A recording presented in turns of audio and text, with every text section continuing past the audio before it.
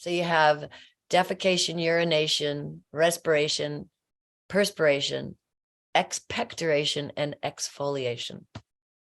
Those are All the 6. The nation of Asians.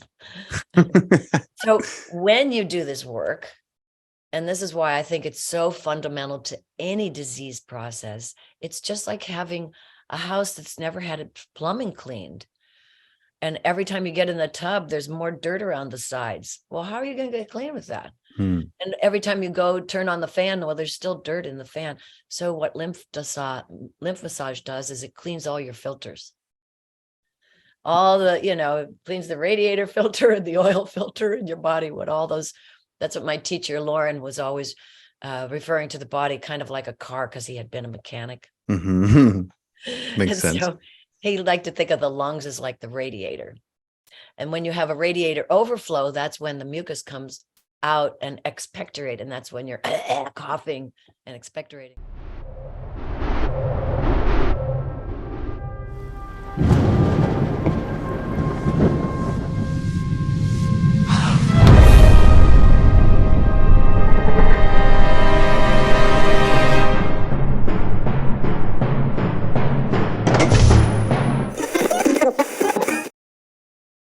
Welcome to Far Out with Faust, everybody. I am Faust Chicho, and today I am joined by Marci Javril. Did I say Javril right?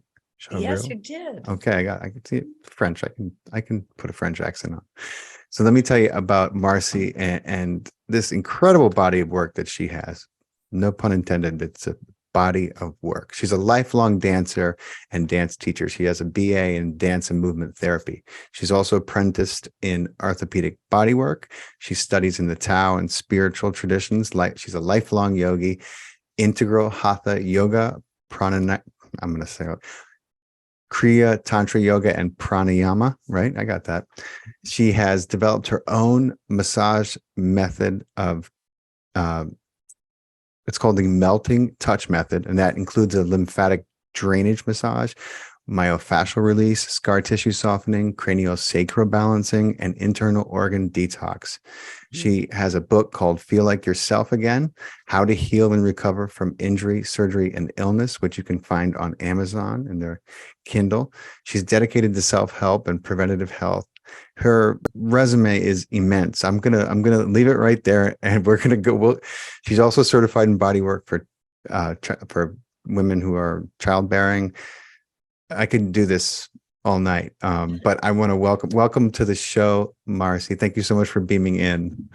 Thank you so much, and your friend who sent me, and I had no idea, but it looks like you've got quite a great audience.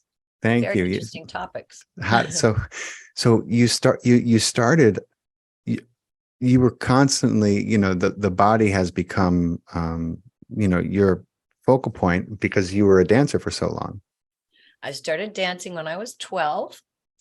My mom was a dancer. My dad was a big band drummer and vocalist. So I had that stuff going on inside of me. And by the time I was 16, I choreographed my high school musical. Nice. And then I went on to have a whole dance career. But as I was becoming a dancer, I wanted to know more and more about how to take care of my body. So I started getting massages, started studying massage. And that's how I ended up studying with this orthopedic bodywork person named Lauren Berry, it's a man. And he taught me all this lymphatic work way back in the early 80s, before most people understood about it.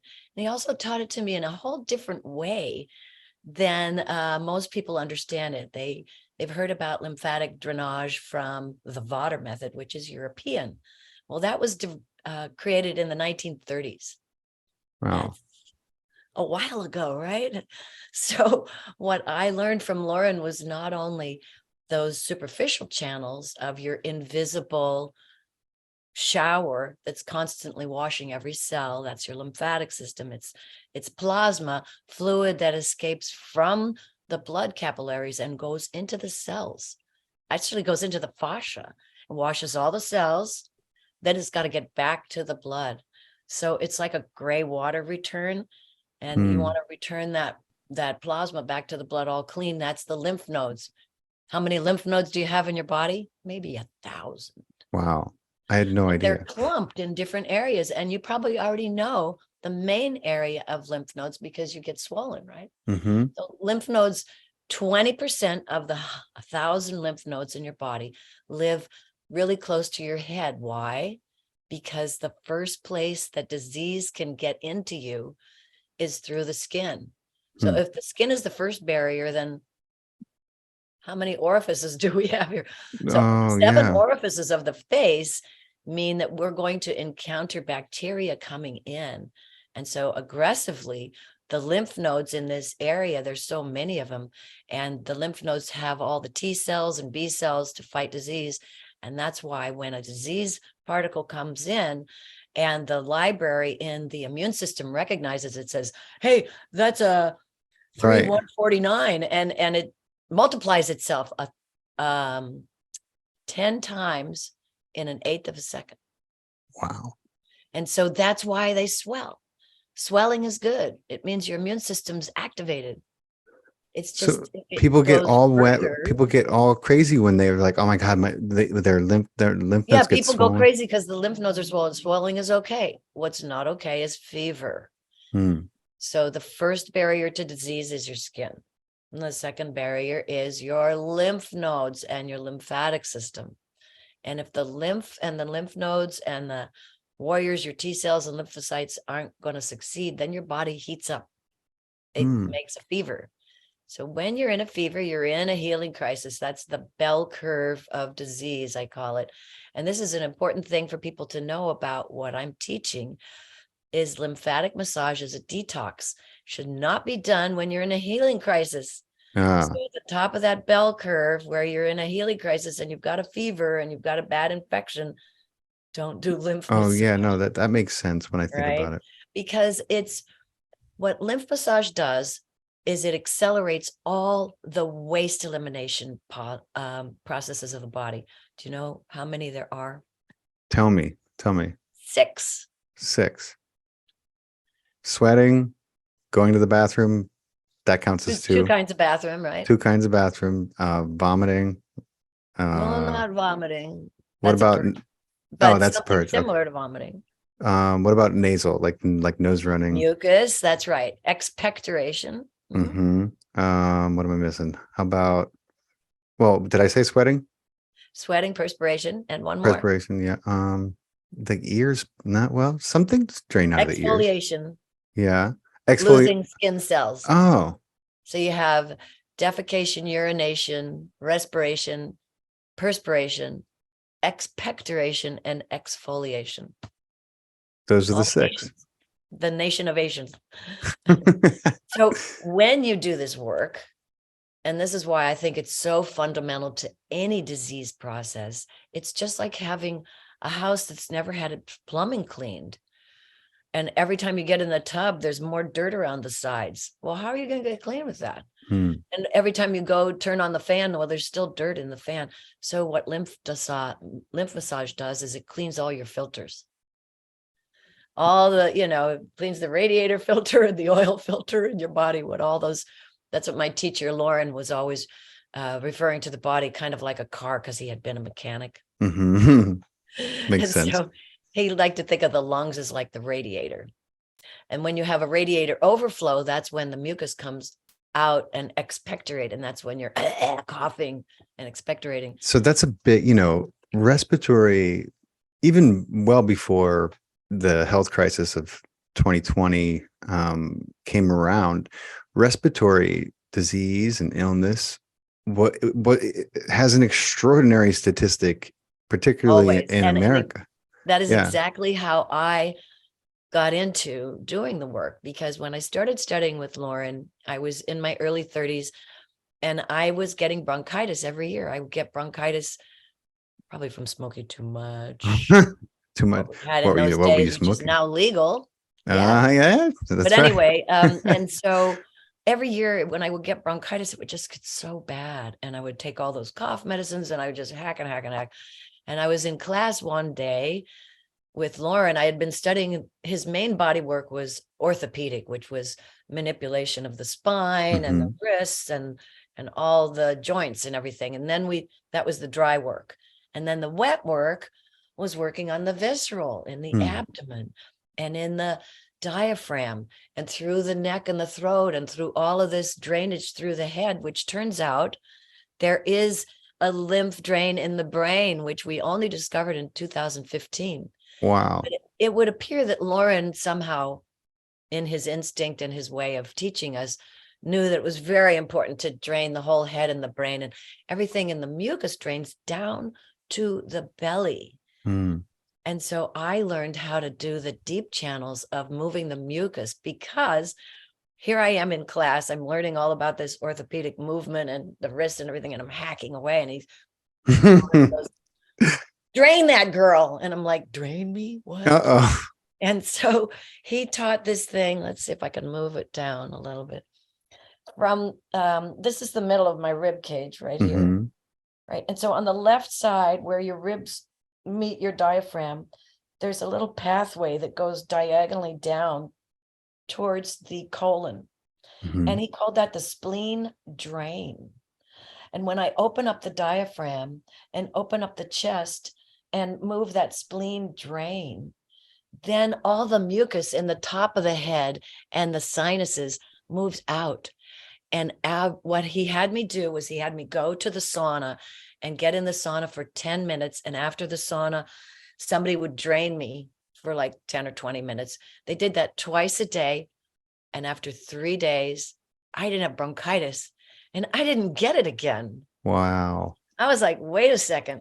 So I started doing more of what we called the wet work. A lot of the people that studied with Lauren in the early 80s became chiropractors, because what we were doing, called range of motion stretches, turned into chiropractic adjustments. And we weren't allowed to do that because we weren't chiropractors.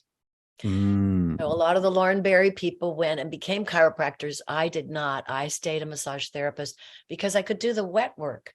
Now, how many people work on your tummy? How many people work on your belly when you go in and get a massage? Zero. I'm very, right? I mean, once in a while, if I get a Thai massage, They're so afraid about draping, right? They want to keep the personal area of the breasts out of the way. So they don't know how to cover the breasts and still access the belly. So they just leave it out. So that's terrible. Anyway, so I'm here to tell you how to do your own belly and your breasts. I teach women how to do their breasts. I'm very much focused on Pink October and breast health. And I have a very popular video on my YouTube channel, which, by the way, I have a YouTube channel with lots of self-help videos. Amazing. So, but in any case, I learned how to work on myself because I got cured of bronchitis. And that's what drew me into doing more and more of this lymph work. So that's kind of the long story towards how I got here. Incredible. It's amazing to me. I'm sure that you could have easily went into chiropractic, but you chose to stay in a therapy that is less recognized than quote chiropractic. Not that there's the problem I found with chiropractic is you needed to use leverage, and as a petite woman, I'm like 105 pounds. Yeah. And I stopped doing after so many years of doing massage, and for a while there I took a big break, and I was teaching tantra yoga for about 12 years. And I decided that it wasn't too simpatico with massage, so I kind of took a break from teaching massage and was teaching tantra yoga. And then I decided people didn't really want to learn about rejuvenation. They wanted to learn all the bells and whistles of tantra yoga, right? Neo-tantra yoga. Right. So I had been trained in the Tao of rejuvenation, and doing that, you do strengthening to your whole body, your physical body and your subtle body, and you do that with breathing and concentration and awareness and different stretching practices and such. So the Tao of rejuvenation, or the art and science of rejuvenation, is really what I've always tried to focus on. So I came back to that, and I let Tantra just kind of go off the deep end. Right. Which I think it has. And it has, yeah. It's slowly coming back to what it was designed to do, which was bring a integration from your physicality and your spirituality into a wholeness. And when that happens, oh my God, of course you're orgasmic after once you integrate all these parts of yourself, but it's not the goal, it's Right. the outcome. And it's a process. So the process of self-refinement has been within me a long time, because when I was in Boulder, Colorado, and working on a midnight shift in a nursing home, I met a man there who was a conscientious objector, and he was totally into yoga. He was into Swami Satchidananda, who was the guru from Woodstock. Oh, okay. And his name was Tom at that time. And he took one look at me and he said, "You need to learn how to meditate." And I said, I was like, what? One of those guys. Yeah. So I was 21 and he shipped me off to meet his guru in California. And I did some amazing work. What was the name of the guru? I had no idea it was going to impact me for the rest of my life. But I learned Kriya yoga. I learned pranayama, which is all the breathing techniques. I learned meditation and chanting and the full range of the 8 branches of yoga. And that's at 21. Wow. And that's what I brought in to then when I was 31. That's what I brought to my massage career. But in the meantime, you have to understand that it was the 70s. Wow. So I didn't stay in the yogic path. No, I did everything. Yeah. It was the sex, drugs, and rock and roll era, and I tried it all, except for shooting. I didn't shoot anything, but yeah. And so then in my 30s, I decided I was maybe kind of toxic because I had done a lot of drinking, smoking, psychedelics, cocaine, it's a good thing you and I didn't meet. All these things we did in the 70s. And then in the 80s, AIDS and all that stuff kind of went, oh, yeah. And so I also brought myself into grounding, and I started doing juice fasting and colon cleansing in the 80s. I was so fortunate to learn from a woman named Hannah Kroger, who lived in Boulder, Colorado. And she taught us all about herbs and cleansing and dandelion and what's the other one you use? Golden seal and licorice and different ways to use herbs to heal yourself. And I did a lot of cleansing, and I did gallbladder cleansing and liver cleansing and saunas. And my God, where have you been all my life, Marci? But so that was in my 30s. So I'm 72 now. I will be soon. Wow, you look and sound I'm doing pretty amazing. well, and I can put my legs. My God, look at you. Over my back and all that, and I'm still very flexible, but I attribute it to deaccumulating instead of accumulating. And I did that in my 30s, I switched from being in my toxic 20s to being in my thriving 30s. And I've just kept going. That's amazing. I also had some highly toxic 20s.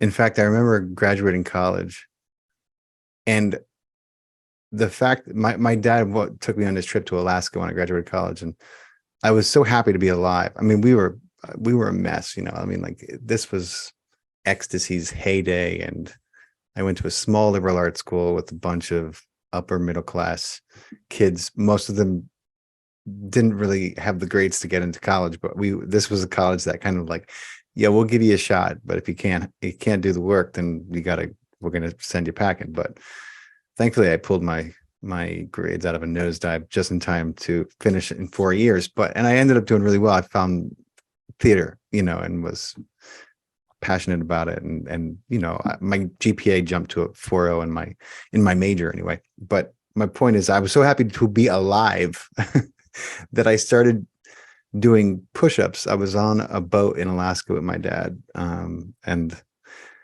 I just had so much energy because I stopped smoking cigarettes. I didn't bring cigarettes with me on the boat, and I was like, I got to get my lungs to work again. I got to get my body to work again. I started doing push-ups, and I was like, if I'm ever going to go into a gym, I got to be able to do push-ups. I'm 21 years old, so I started trying to do. But that was kind of the turning point. That was your breakthrough. Yeah, for me. Well, that's good at 21, because I had all of my 20s to just trash my body and my body temple. And thank God I took my 30s to rebuild it.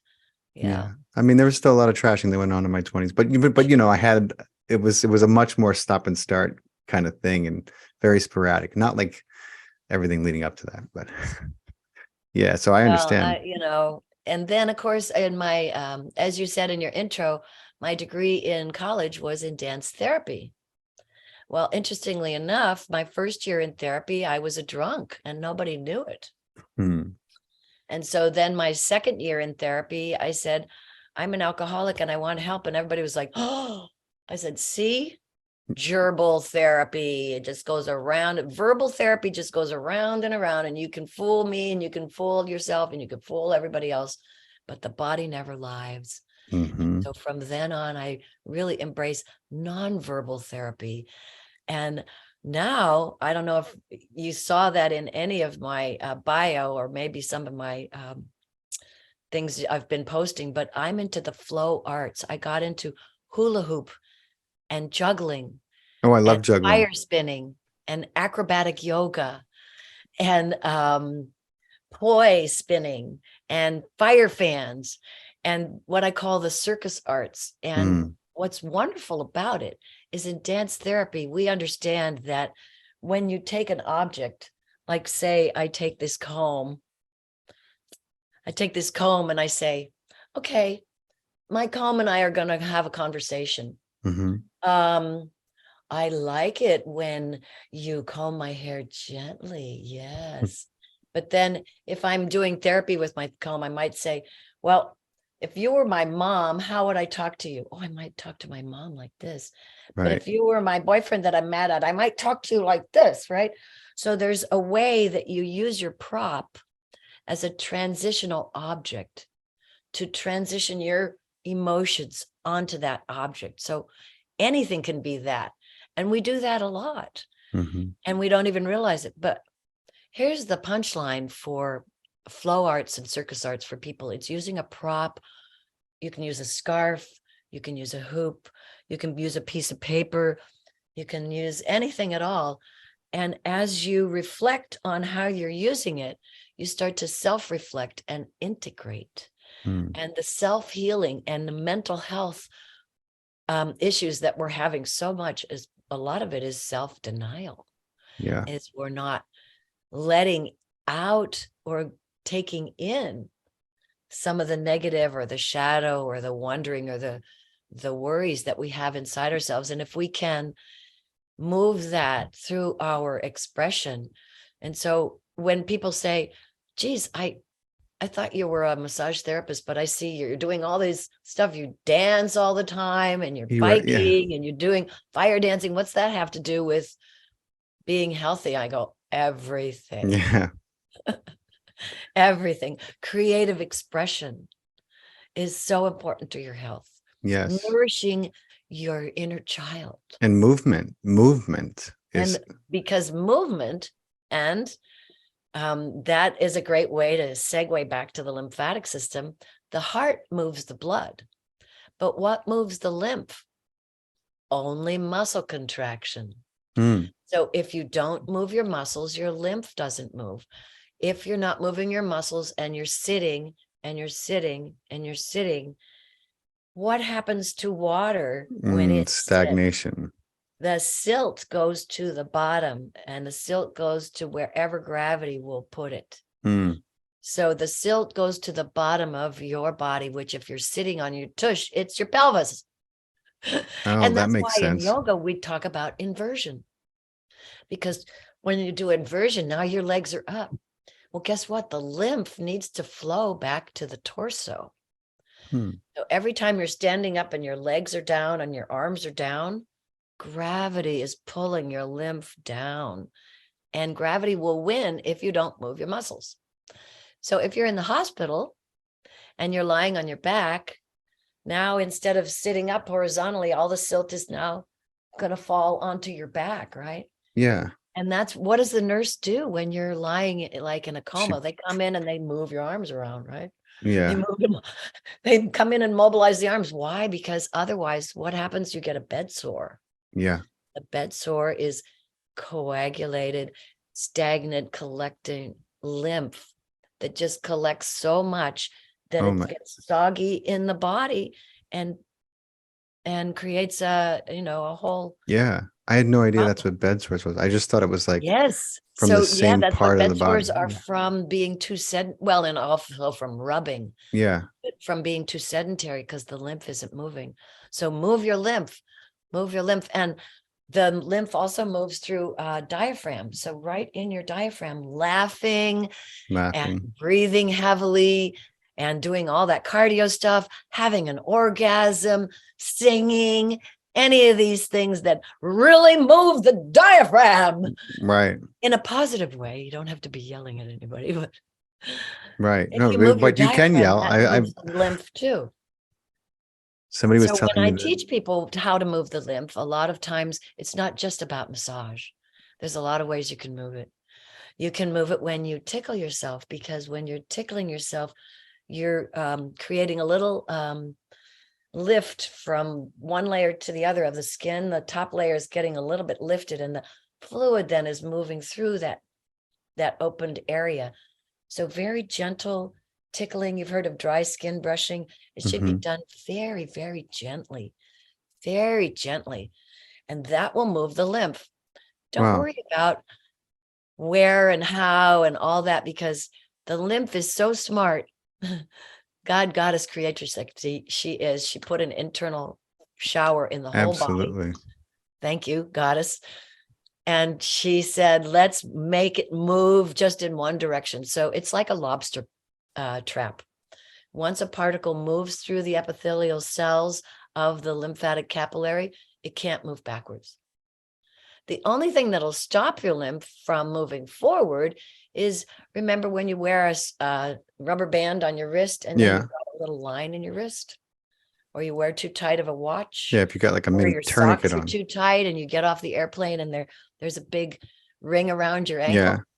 That's stopping the lymph. It's like a little tourniquet. So that's not good at all. That's not good. And so you should not have those marks. And if you have those marks and there's a lot of swelling, then it may mean that your fluid retention. Yeah. In fact, if there's so much swelling that it's like very hard, and if you press it, there's a little dent, it's called pitted edema, and it's dangerous to press on it. And it's a medical condition then. Edema, lymph edema, is a medical condition and should be treated by a professional. Wow. What I teach people is melting touch method, which is very gentle lymph massage, along with gentle myofascial work, also helping the colon reestablish the way it's supposed to move. It goes glub, glub, glub, like snake swallows a frog. So the peristalsis of the whole food tube can be accelerated. And in fact, if you've had surgery, then your whole peristalsis has stopped. And that's one of the things that a nurse will say when they first come into the recovery room. What do they ask you? Have you gone to the bathroom? Have you pooped yet? Yeah. They want to know, because they don't want the colon to stop, because the colon has to stop. Yeah. During anesthesia. Hmm. So then it kind of stops and starts on the way back in. That's why a lot of times you must just go ahead and get the enema, or take whatever it is to get it going again, or do your own belly massage. Come to my YouTube channel, which is my name. Well, we're going to post the link in the description and tag you in this video. Yeah. And learn how to do your own belly. So when you're feeling like a little constipated, you should not be constipated. Constipation is the worst thing, because all the solid waste material of your whole body is coming down here. How's any of the rest of the waste material going to get out? Wow. If the main garbage disposal switch hasn't been turned on, get that going. And that's why I'm so disheartened by Americanized Swedish massage. In Europe, they are naked from the waist up. Yeah. So they include the belly and the breasts. Yeah, Hello. well, everything here is hyper Everything here is just so ridiculous. tamed down, so tampered down and so worrisome for everybody. Woo. I So mean, it's it's against the ridiculous. law, by the way. If you're a massage therapist, it's against the law unless you have written informed permission to work on the breasts. And I do have a piece of paper that I ask everybody to sign when they're going to work on that.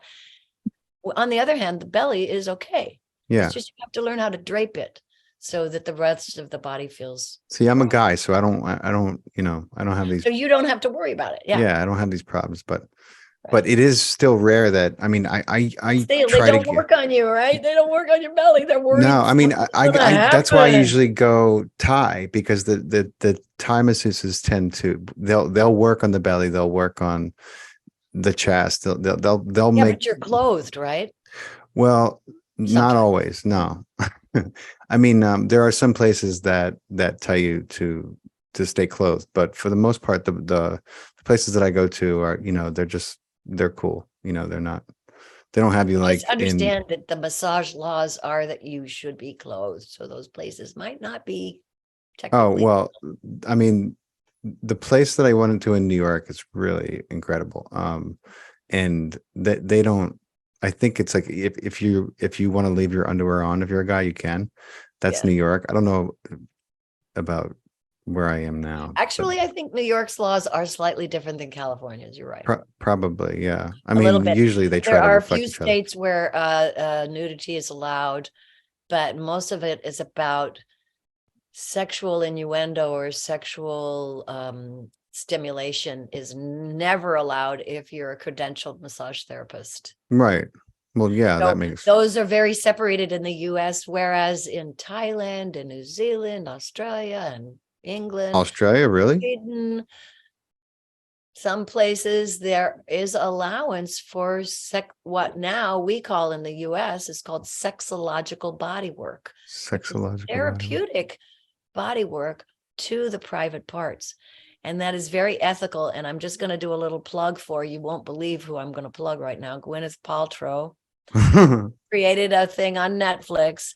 The only reason I'm advocating is because my friend Jaya Ma is the main featured Oh, I therapist think I on it. saw some of that. Yeah, yeah, Sex, yeah. Love, and Goop. Yes, And it yes, is yes. the most ethical treatment of what I believe to be tantra yoga and embodiment practices for healing and Yeah. integration and for real the real authentic use of energy and That's true awareness. tantra, right? Yes, the real thing there, Yeah. because so many people just practice the titillation stuff, which, Yeah. that's a different choice. It's a That's a different choice. And I'm just saying that, the US, they have a lot of these little concerns and laws. And so yeah. be aware of that. And It's so what funny I the teach places we people make though laws. is really therapeutic massage. It's very gentle, it's very soothing. And when you're working on yourself, you're allowed to touch yourself anywhere. And so I do recommend that you work on your private parts, Yeah. especially in the groin area and in the armpit area. And if you're a woman, especially on your breasts. So any of the private areas that nobody's been touching, Yeah. you should be touching Well, and you can, I healing mean, and offering. especially in the groin area and the pelvic region, which is, I mean, it's too close to the genitals for any licensed massage therapist to be fiddling around in, You're at least in America. supposedly not allowed to be there. If That's the right. drape, But the drape is at a certain angle, and then you're not supposed to go in any closer. right. And again, But there's a lot going on there. I there mean, is so I'm much. not a biologist, but even I can, I can intuit that there is a lot of things moving around, from the groin up and around into the pelvis. So it would make a lot of sense to me that people should be taking care of themselves in that So I way. have a video on my YouTube channel called Lymph Leg Relief. And it goes over how to work on the inguinal area of the lymph nodes and how to work through the buttocks and the groin and all around that upper thigh area, lymph leg relief. And I give that to people when they've had hip surgery, when they have knee surgery, anytime they've had a leg injury, Because remember what I said about the lymph is all moving towards the torso. So anything in the toes has to move through the thighs to the torso. So what if the thighs are impacted? What if the colon what if you're overweight? Yeah. What if you're sedentary? What if you're constipated? What if your thighs are all like congested? Well, now it's going to just back up and back up and back up to the toes and the ankles. And so once the toes are swollen, you're in trouble. You're in trouble, right? It means that up here by the groin needs to be taken care of first. Wow. Because that's the exit. So just like you're going to empty a room, you're not going to take a big full room of packages and start at the end and just try to push all the packages out the front door. No, you're going to start at the exit, clear the exit, move back a little, clear the rest out of the exit, move back a little. So where's the exit in the body? The colon. So move the colon first, then move the chest, then move the head, then move the arms and legs. And that's the order in which I teach people to do their massage, because the great garbage disposal switch needs to get turned on. Right. So you start at the kind of inner core. You start on the belly. Yeah, you start right in the middle, and then you have to work. I start on the left side, which is this final exit to all waste material. The left side is, you can't see it because I got dark clothes on today. Right. The left hip bone, right by the left hip bone, it's called the sigmoid flexure. And the sigmoid flexure of the colon comes around and it loops up and then it goes down through the rectum. So that little loop right there is like a little plumber's loop. You know, when you lose something down the sink and you go, oh, I hope it's stuck in the plumber's loop. Yeah. Well, the plumber's loop on your body is the left hip bone area. And so that is the first place that you're going to want to clear in your own colon. That's the final exit. And again, on my website, you can come to the place that's my blog and the free things there. There's a whole cheat sheet, what I call flashcards of how to do your own massage. And it's the belly, chest, and head, and how to get that going in a really simple way. This is so great. This is going to be such a wealth of information and resources for people. And then I sent you that email that was my latest email with the PDF, right? And that's on my blog. If you go to marcijavril.com and go to my blog, the latest blog post, there's a PDF you can download. It's called 15 Essential Preventive Health Habits. And it starts with lymph massage, and it has dry skin brushing, oil pulling, lemon water, saltwater flush, which is what I learned in Kriya yoga, vagus nerve activation, bouncing. That's another thing that's fantastic. On a ball. You've heard of the rebounder, right? Most people have heard about rebounding. Is it the big ball? No, it's a trampoline. It's a little trampoline. No, but I love trampoline. I take my kids to the trampoline park. The rebounder is going to help your lymph. Well, now you've heard it.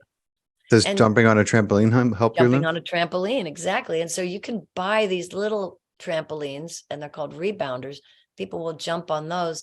They tend to be a little expensive. Yeah. And why I don't advocate them is because people won't leave them out and use them all the time. Right.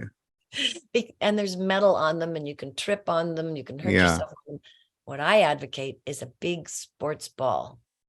One of these giant balls. Yeah, I know the kind. Class, and you just sit on it as an alternative seat while you're watching TV and bounce on the ball, because here's what happens. Gravity, no gravity, gravity, no gravity, gravity, no gravity, gravity. So what are you doing? I call it shake the muddy bucket. If you have a bucket that you keep putting down the well and it comes back up and it's got clean water in it, but the mud is caked around the sides. Put it back. Get rid of that mud. I'll shake the muddy bucket. Right. So shake your own muddy bucket. And you can do that if you don't have a ball. I just tell people to go on their heels, just bounce on your heels. Basically, it's the motion that you're looking for. Your head. Yeah. tell me a little more about fascia, okay? Because I feel like everybody knows about something about it, which is more than I do. But I know how vital it is, and I love the way you described it when we talked on the phone. And I was like, it's very easy to remember. Can you talk to me a little bit about fascia and how Yeah, so important it is? fascia is actually the what I call the interfacing. Have you ever had a collar in the old days that was kind of stiff? Hmm. If you were a seamstress, you know that that's got interfacing in it, which is this kind of very stiff, almost fibrous type of cloth. It's not really a cloth, it's almost like paper. So your fascia is like your interfacing. And what we like to know in the fascia world is that we are a onesie. We are one great big complete fascia suit that is the container for all the muscles. And the fascia suit of who we are has 600 pockets. And in those pockets are floating the bones and the muscles. And the fascia is holding the bones and muscles in place. And what you and I described it as, since we're both also into astrophysics, which, by the way, I was an accelerated math and science student in high school, and I was supposed to go to college for physics. Wow. And I switched to theater. But in the meantime, so I'm totally into Neil deGrasse Tyson is one of my heroes. What we know in astrophysics is that dark matter is somehow holding shape in the galaxies. The galaxy shapes tend to be like a frisbee, and we're thinking that dark matter might be the reason that's there, but we can't see it. So fascia is kind of like the dark matter in your body. It's very thin. It's flaky. If you open up a chicken and you see that little tiny thin film of white stuff and you peel that away, that's fascia. But fascia is around every muscle and every cell. And it's actually what keeps us in the shape we are. So the problem is, if you cut the fascia, like if I get a tattoo and then I decide, oh, I don't like that, and it's so bad that I have to actually maybe cut the skin, or I've had, something happen to my skin there. Let me get down here. So maybe I've got a cut there. Well, now the fascia is cut, and it's like a tourniquet then in the whole Like fluid people who movement, have bad because the scars, fascia is like with accidents and stuff. yeah, any accident or a scar or a surgery. So here's the lymph trying to move from the tips to the torso, and it gets to the scar and it can't move. So what happens? It backs up and you get swelling. Yeah. Just below the scar. And so that'll happen in women who've had their lymph nodes taken out from breast cancer. Back in the day, they don't do it as much anymore, but they used to take out a ton of lymph nodes, and you're pretty much guaranteed that would have so much scarring and so little lymph nodes that you would have lymphedema in your arm. But they're much more careful about that now. But in any case, the fascia is the reason that your body has any shape at all. And the fascia is where the lymph is being transported. So the epithelial cells they're just one cell wide, these tiny little channels that are mostly how water goes down a hill wherever it can. So how does the fluid go through the fascia? Wherever it can. If there is somebody who was bad posture all their life, and pulled their shoulders over, well, probably there's adhesions, like stress adhesions, not even scars, but stress adhesions here. And I've worked on guys who've had problems in their abdomen and their chest. I had a guy in Sweden a few years ago. I said, man, what's going on here? Your whole chest, and boy, what happened in your belly? And he goes, well, I don't know. I said, well, did you ever have a big fall, or somebody punched you in the stomach? And goes, oh, when I was 12, I fell over the handlebars of my bicycle. I went, okay. Wow. So those adhesions were impacted on his fascia body, and they never got ironed out or resolved. So How do we help fascia return to its normal resiliency?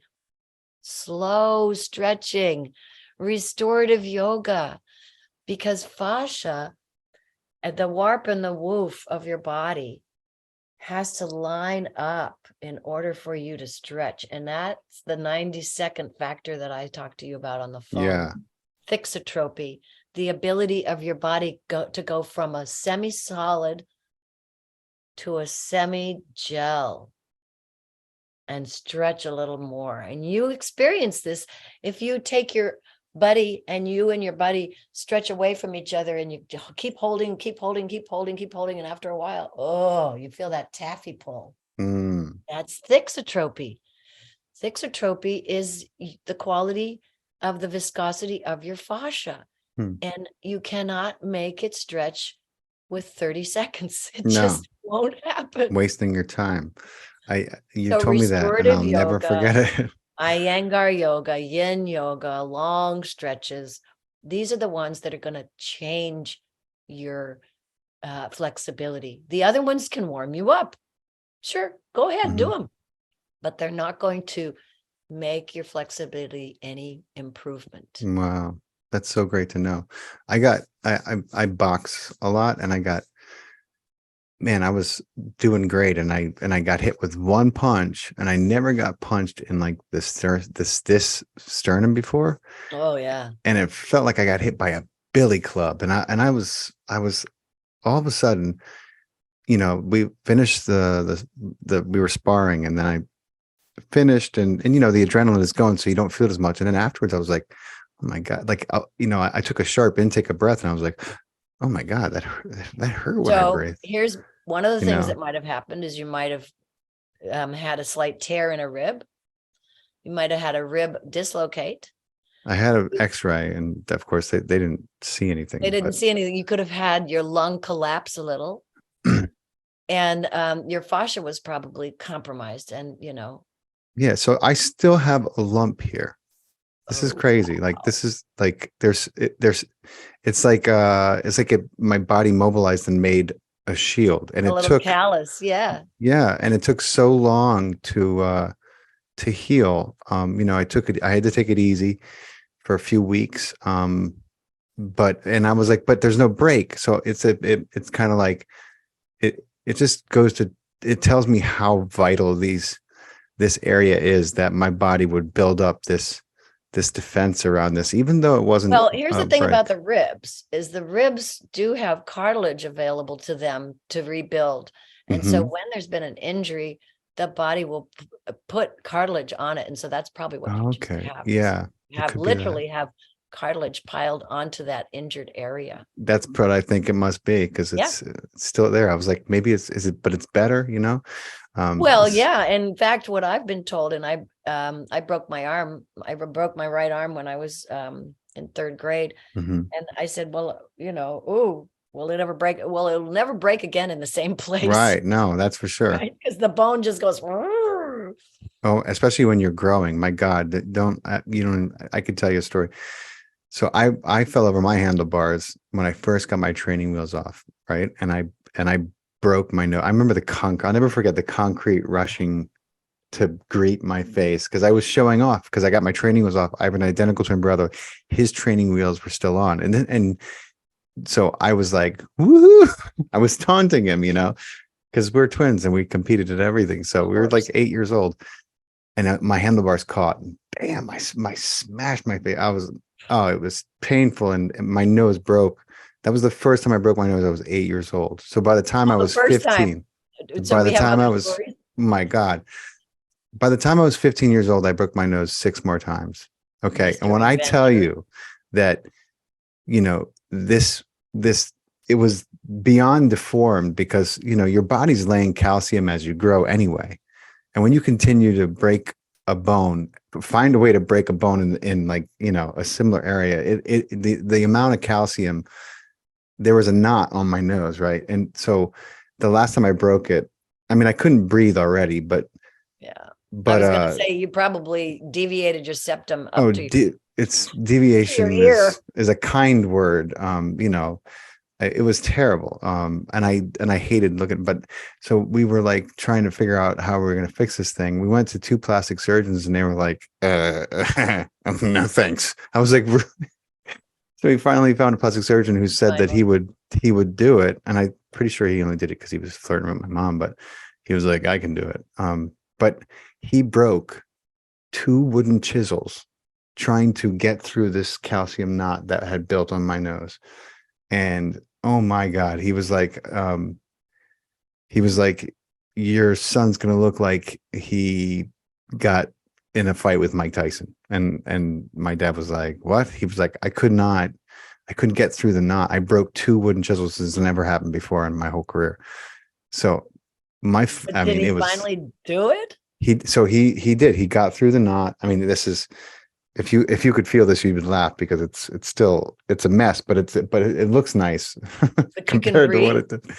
I can breathe much better. They were able to fix some of the septum. I mean, if you looked at my nose, you could see how one side is way bigger than the other, but they did make it so that the airways were a lot bigger, and I don't sound like I'm laughing every 5 minutes I would be like, which would get me in trouble in school all the time, but then the other half the time I was laughing anyway. So, well, because a deviated, I have to tell you, in yoga, it's extremely important to have both nostrils working.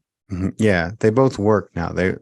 Because that is really important to the brain function to have both of those. And in fact, that is something that I try to tell people in lymphatic, when you're doing your own lymph work and say your sinuses are clogged. This is very important.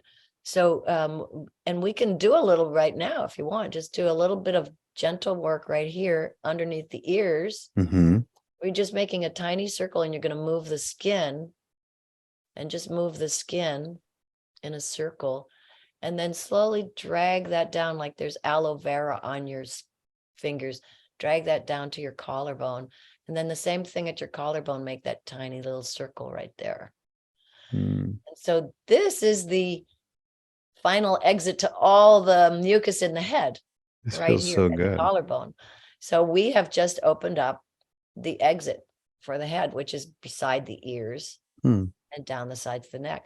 So now if your sinuses are clogged, you're going to go from your nose around your cheekbones to your ears and down the sides of your neck. And say you had swelling in your jaw, you'd start here at the chin. So you start in the center and move towards the ears and down the sides of the neck. Always down though, right? Because that's what's draining. Starts in the center and drains towards the sides.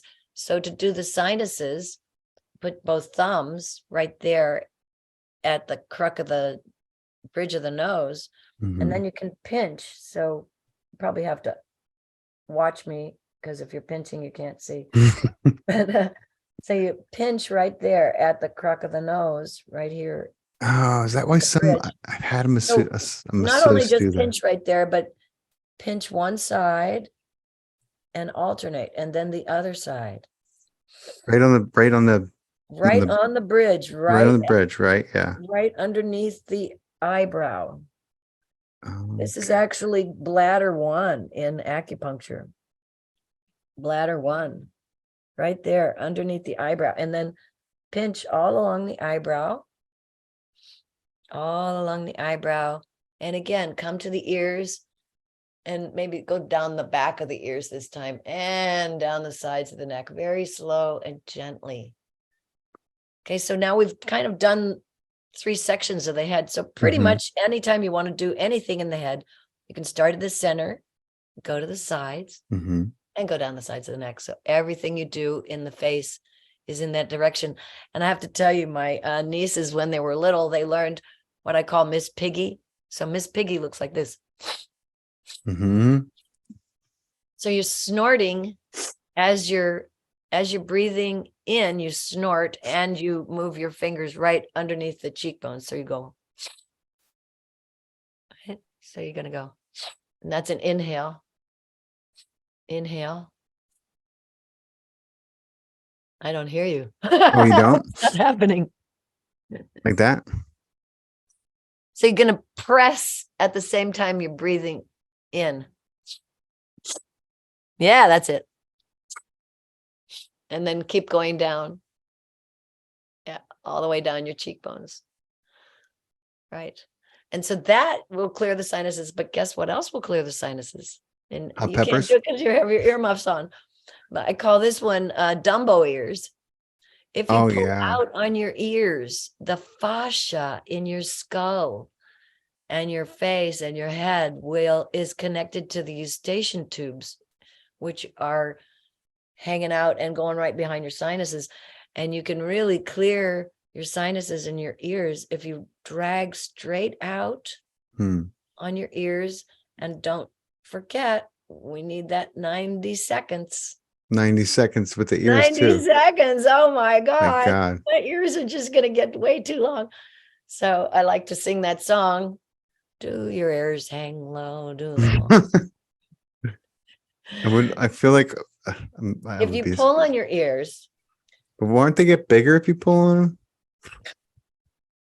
them? Please. Who told you that? Your dad. No, I don't know who told me that. Your ears are really important because right behind your ear, as I said, there's 20% of the lymph nodes in your body. Yeah. And right behind the ear is the only place that you can actually physically touch the vagus nerve. The vagus nerve goes deep inside the body and is not palpable. In other words, you cannot touch it from the outside, except right here.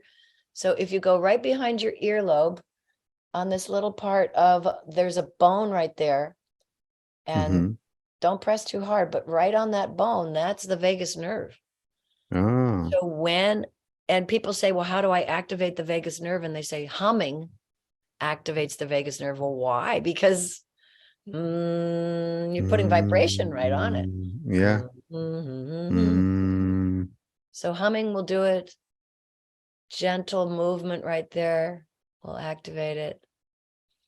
And deep abdominal breathing, because the vagus nerve goes from the brain to the I do a lot of deep abdominal breathing. And I was a singer. Well, I have a master's in acting and theater. And of course, the program I went to was like, you're not leaving without learning how to sing.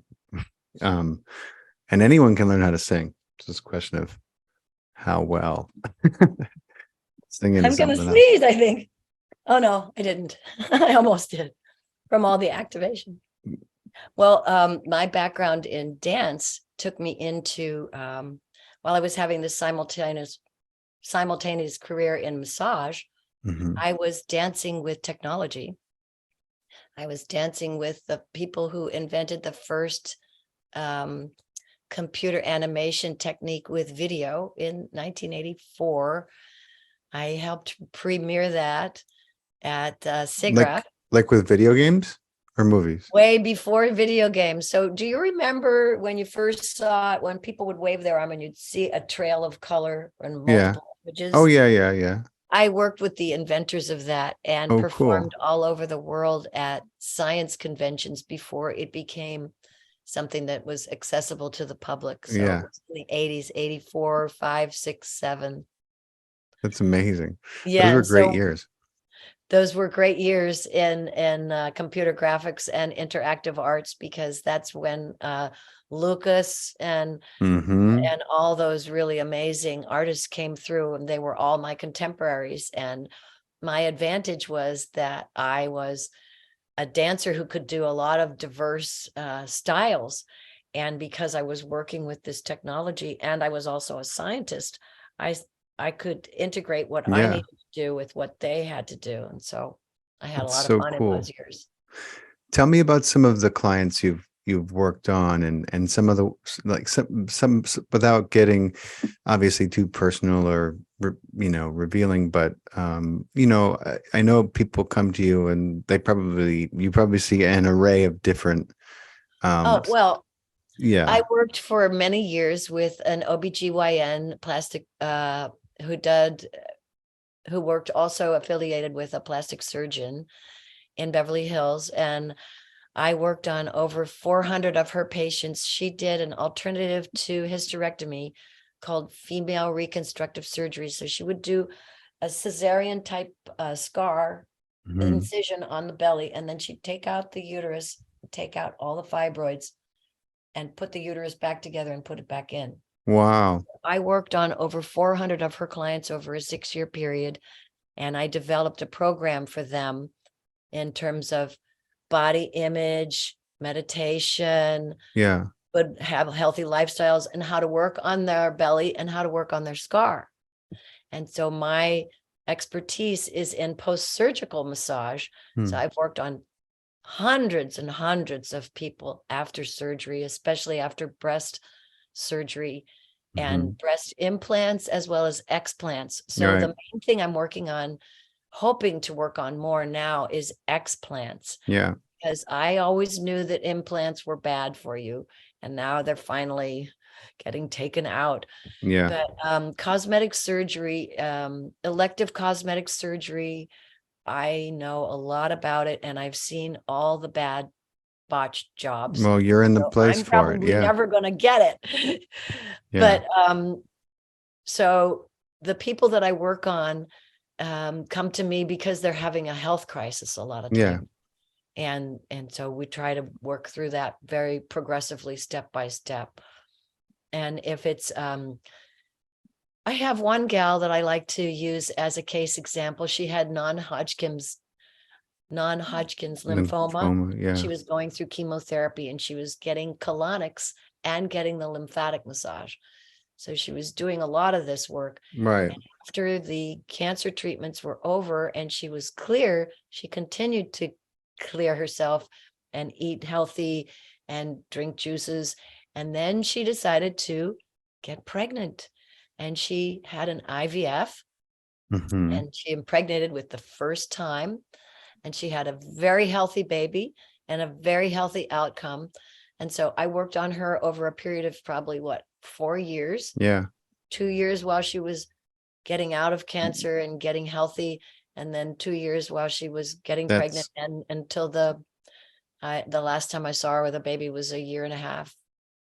That's amazing. That's 2 lives that you contributed to, if not So saved. I work with people through all of these different crises and challenges. And she had a cesarean because she didn't want to risk, it was an IVF, and she was an older mom. So she just didn't want to risk all the things that could go wrong. And she was willing to go through what the surgery would bring her. Now, I've had women who wanted a natural birth, and then they end up with a cesarean. And there's a lot of emotion that goes along with that. So that's the other part of my work that I feel very strongly about, is that surgery and injuries, they all have a trauma story with Definitely. that. And we need to allow that grieving and healing and integration to go on. And even though you cosmetic surgery, you said to your body, I'm going to cut you here and it's going to be fine. That's Your not body what doesn't the body's know that. saying on the inside. It's saying, and whenever there's an and it's not addressed, it's not expressed and integrated, it is there. It's there. It's not going anywhere. What happens is the volume gets turned down. Yeah. And you can misdirect. It's still there, but it's just very quiet. My God, I know this, but there are some things. I had this crazy thing happen to me. It's a long story, and if I tell it, then I may not be able to advertise this podcast because it has to do with the plant ceremony. Oops. Well, let's just move on from that one. Yeah. But well, some of you but were it has to do with other clients I've had. Yeah, go ahead. And I work with a range of people. I had a guy come in who told me he had weak ankles and he wanted to get them better, stronger. And so I don't just do massage, I do wellness consultations, right? Yeah. So he came in, and so I gave him ballet bar type of exercises for his feet, to strengthen his feet, to go up on his toes and come down, and to move his ankles, and to do all this. And then I taught him my favorite, which is the 6 directions of the spine, which is pretty much kinesiology. Yeah. There's 6 ways your spine can move: folding, arching, side stretch, and twisting. So those are really important things to do on a regular basis. Yeah. And that's something I go over with people. I teach people how to refine their yoga practice. And because of my dance therapy background, I let people learn how to do somatic expression with just letting music and sounds come out. I also have started up this thing I call VIP Spa Wellness Day, where we go over those 15 essential preventive health habits in a few hours with either one person or a group of people. And then at the end, I give massages. And so they learn all these things that I've talked in person with me. We go over. Where in California are you? So I'm in Los Angeles. Okay, cool. I'm actually close to the airport. Nice. And the marina. Next time I'm in Los Angeles, I'm going to look you up. Yeah, because you're where, in Pennsylvania? Well, no, I'm right now. I'm down south. I'm in Georgia right now. Okay. Yeah, I moved out of New York City after 21 years. Wow. 22 years. Yeah. Just this year. So, yeah. So I'm in a house. So you're in a whole different weather climate. Oh, a whole different weather climate. I got space up the wazoo. My kids got room to run around. My dogs have a whole yard to chase each other around in. Well, you're part of the reason Georgia's turning purple, is it? Purple? I don't know. Maybe you are, maybe you're not. I don't know your political proclivity. Oh, well, I mean, honestly, I have no faith in either color party. I see the corruption in both. It's hard. It's hard. I was aligned. Work on my local. That's all we can do. That's all you can do, is you can make a difference in the people you meet on a daily. That's right. And that's how the world's going to change. That's the way I think about it, because I know when I changed, everyone around me changed. My whole family changed. I mean, just being in proximity to someone who is embodying a new paradigm, it will change you. If you stay in proximity to them, it will change you. It's like the tuning fork, if one person starts to vibrate a different frequency and they're constantly being butted up against someone who's, those two frequencies are either going to come into some kind of synchronicity or they're going to fall apart. So they're going to, shatter each other. Yeah. So that's usually I really like now that I feel like a Peter Pan, because every 5 or 10 years, I pick up a new thing that I want to do. And it's always seems to be with people that are between 20 and 40. So even though I keep getting older, the people I hang out are still in that age group. So I'm that's a little awesome. bit of Peter Pan. I can see that. Yeah. What's really fun is to have the young women basically, look up to me and go, I want to be like you when I grow up. Yeah. I'm like, finally, I do acknowledge that I have lived in a healthy lifestyle, maybe 5 or 10 or 20 years ago, I'd say, well, I don't know. But now I think there's pretty good evidence that. Oh yeah. Are you kidding? And you're cool. You're awesome. You're very cool and very easy to talk to. So I can see that. Absolutely. Well, I have to attribute that to my mother, who got a master's in library science and basically raised us as go for it kids. Nice. You like that? Go for it. Go for it. You like that? Try it. And we were prolific with books and education. And as I said, I was a accelerated math and science student in high school. So impressive. And I think that's, I still love biochemistry. I think that's why my anatomy and biochemistry is so strong in what I'm teaching and doing, is because the art and science is in my brain. Art is science in a lot of ways.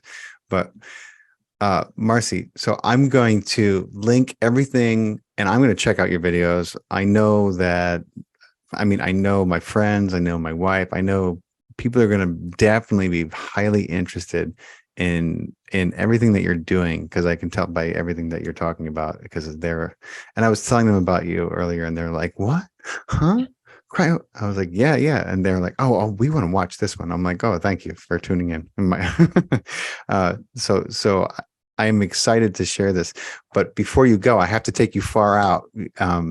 and that's the title of the podcast. That's right. So one of my dear friends who works with me on the podcast, she was like, "Hey, don't forget to go far out." I was like, "Oh my God, yeah," because the last few guests I had, we just got so into things, and I was like forgetting. But answer me this: what is your experience and understanding, and have you ever seen a spacecraft, aka a UFO, as if we don't know what they are?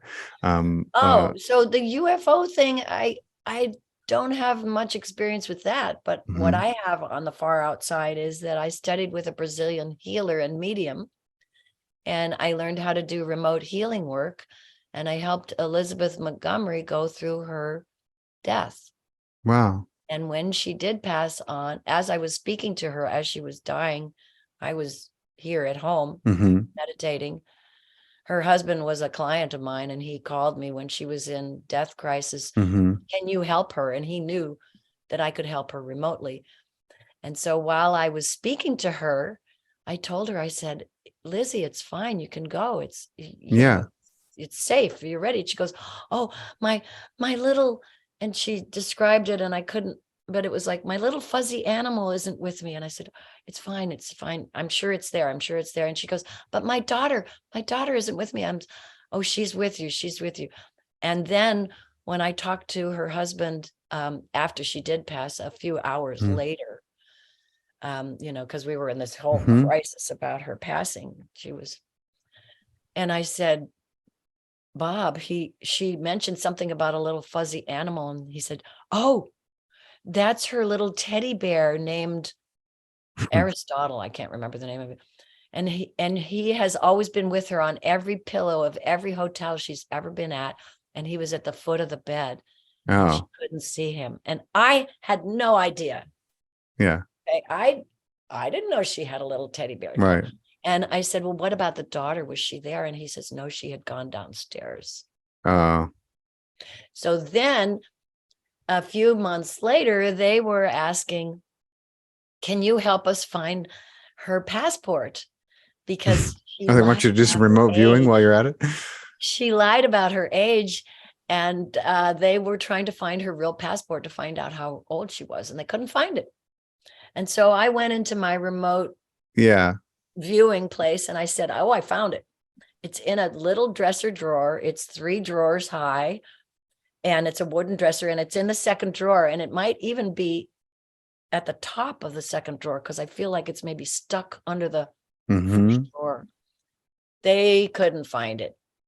3-4 months go by, and Bob calls me and he goes, we found the passport. I said, you're kidding. And he said, it was in a closet with all these old dressers, and it was a 3-dresser drawer. It was and stuck. There were, in the second drawer, there were travel brochures, and her passport was stuck in the top one, which was the closest to the first drawer. You and I have a lot in common. I just will tell you, that's my far out story. That's a great story. Ask her husband if you want. No, I believe you. This is maybe far out for some people, but things happen, and I don't know. I can't predict them. I just know things happen, and I do talk to people while they're moving to the other side. And I have had several other experiences like that. So that would be my far out. But in terms of beings in the physical plane, that I haven't. No. Yeah. I haven't had those encounters. No, I think most people have not had those encounters. Those are those are more on the rare side. I do know people who have, but you got to understand that it's not safe on this planet right now for ETs to just be walking around. It's not even safe for them to be flying around. We will literally, the United States shoots them down. We have become so xenophobic, and it just seems to be. I mean, it's a trope. People have no idea. Marci, if people understood and knew what has been happening in this country for almost 80 years now, they would be aghast. They would be disgusted. I mean, we've shut down. I mean, this is going to be hard to believe, I'm sure, but I'm, Oh no, I follow you a know, lot of these like ancient a aliens thousand and the UFOs. chariots of the gods. I've read all of So, that stuff. I mean, it's just, it's terrible, and it's gotten to the point now where they have to be so careful just to come out of like the transluminescent, you know, transdimensional state that their ships move through, because they don't move through three-dimensional time these like our airplanes. They would never get anywhere. You know what I mean? It would take them a So million years. slow. No, it's way too slow. They move transdimensionally. That's the beauty of their technology. And it's directly linked to their consciousness and their level of enlightenment and evolution, which is why this planet is so stuck. I mean, like, do people honestly believe that the gasoline car has been the pinnacle of travel technology over the last 100 years? Is this an actual thought? Do they understand the amount of suppression? We have 100 years of technology expression that has gone on, and every strife that we face, the energy crisis, all this nonsense about like solar power or wind power. We have free energy technology. We've had it for 70 Well, years, yeah, it's but it just would been put the suppressed. trillion So dollar yeah. oligarchs out of business. I mean, they would not have been able to build the empire and the stranglehold that they have on the world. That's the Well, only LA is reason a why. perfect example of that because we didn't get a subway or a metro because of those oligarchs. Yeah. And we're just a mess now. And we're trying to have a metro and we can't put it underground. And, it's just a mess because of all the oil people just said, no, we want gas cars, no electric. And it's those But same I people think now who are what's saying, real go ahead. exciting now is fission. Yeah. Finally, I mean, we're going to be allowed to experiment with that. But yeah.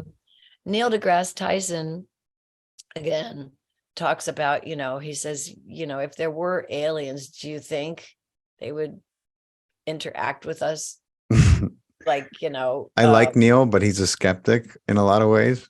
yeah. Oh, well, yeah, he's a skeptic, but he's Totally. also, he does have, a point of view that a lot of people can relate. Yeah. But he is a skeptic. I mean, the problem with somebody like Neil is there's a lack of metaphysical understanding. And as much as he is a genius in astrophysics and physics, and he can teach you, take him to the metaphysical side of things, and he's just like, no, that does not compute because I can't add it up. There is no metaphysical part. No, I know that's my problem philosophy. with Neil. I'm like, Neil, you're like the dumbest smart person I've ever come across, dude. Like, what do you mean? Of course. Anyway, I have my own theories on that.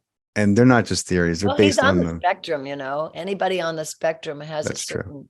certain wall that they'll hit that we don't hit. Yeah, that could be a lot of people I know who I suspect might be I on. think a lot more people are on the spectrum than we ever knew. Yeah, Neurodiversity is finally that's right. being acknowledged, Mm-hmm. and that's a good thing. And yeah. So. Yeah. So that's cool. And so supernatural wise, like, most people have not. Most people haven't even really seen a UFO. Although I tell everyone, I was like, if you want to see one, I can tell you how to see one.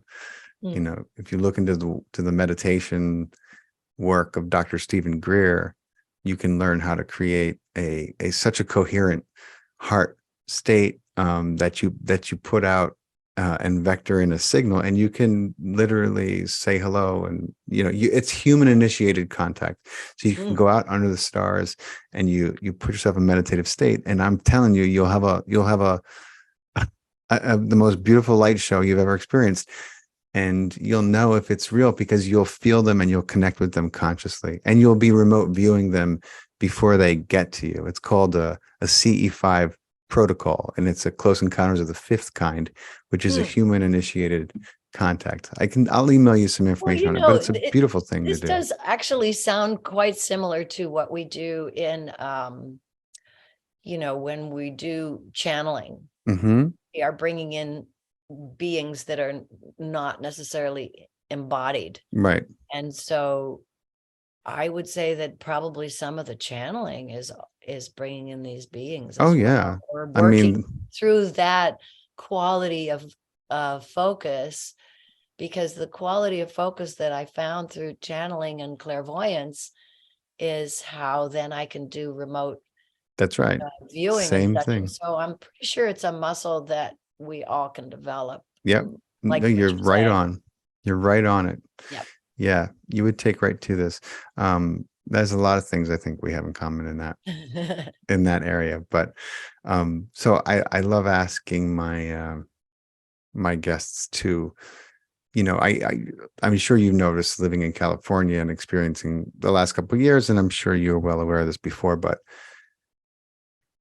human beings we're incredibly programmable, and that's why our software and our computers is very much modeled off our own neural capacity in our brainwaves, and that's It's a reflection algorithms. of us. Yes. Exactly, and that's when algorithms took off, when they figured out how to base them on, and make them reflect the way the human mind collects information. So programming becomes a big thing, and there's a lot of people out there with programs that are not serving them as well as maybe some other programs could.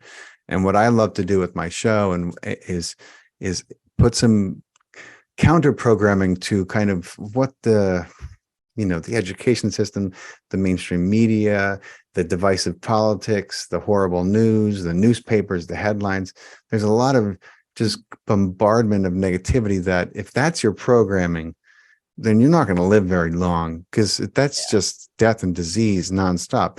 I like to put out programming and code, mantra, whatever you're inspired to share, that some people are going to hear, and that's going to be part of their operating system in a positive way. What would you offer people who are listening? For their expression to be childlike, to come to the world in a pose of wonder and curiosity, to live life as an adventure, and to have a beginner's mind. Even if you think you know how to drink water, maybe try it for the first time, or imagine that you're doing it for the first time, and maybe it will transform and allow change. Perfect. Whenever somebody calls me up and tells me that they're going to listen, or that they just started listening to, a podcast, or it used to be like they're like, I'm watching your movie, and now they're like, I'm watching your podcast. And before I know it, I'm pressing play on that podcast and I'm watching it through their eyes. I'm watching it anew. It's like I've never seen it before, and I want to see what they're seeing, and I don't even consciously realize that I'm watching it anew. I'm watching it as if I've never experienced it before, and all that sense of wonder and curiosity comes back. So it's such an interesting practice, and so important, I think. So that's definitely a pearl of wisdom. Thank you for sharing it. Thank you. Yeah. And Marci, I think you're incredible. I'm so excited that we did this, and I appreciate you. I'm glad you did most of the talking, because you had a lot to teach and a lot to say. So I'm excited to include all your information in the video description for people listening. And we're going to link to your channel and tag your channel so that people can check out your videos. And I'm going to check out your videos. And I appreciate your time. You're doing your own like Dumbo ears and Miss Piggy, and I'm going to be doing it. I appreciate down it. to the belly. I'm going to be doing it all, man. I think it's so important, and it's kind of like neglected in our society, which is why I think it's important that you get a voice and we get more word of this out, because we need all the health benefits and quote biohacks we can get right now with everything happening. Yeah, it's such an interesting way to call it. For sure.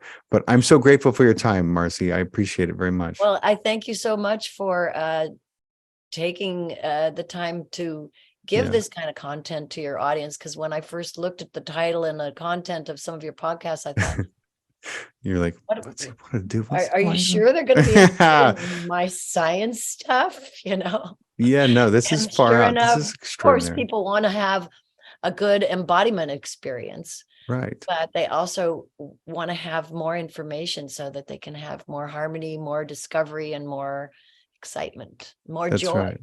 And this is not mainstream at all. People are not, this is, I don't think a lot of people are hearing about this. And I think it's such a big factor, that is neglected. So it's far out. It's great. Far out, Man. It's been real, Marci. I'm sure we'll talk again soon. I'll keep you posted on when this is going to premiere and all that. Great. And hey, have fun at salsa dancing. Thank you. I will. You're welcome. You're welcome. You take care. Get my shoes. I got all my stuff right over there. You got your dancing shoes on, right? You're ready to go? Oh, no, it doesn't start till 10. So That's right. You're way over. Okay. I got a little time to wait. Cool. Well, you can get ready. I'll let you go. But thank you so much for your time again. All right. And I hope that, you experiment a little bit and maybe improve some of their I'm going to. I need stuff to. for you. Wouldn't that be great? I'm going to. Absolutely. Yeah. Thank you. I'm All going to check out all your videos. I can't wait. Okay, great. You take care. Thank you.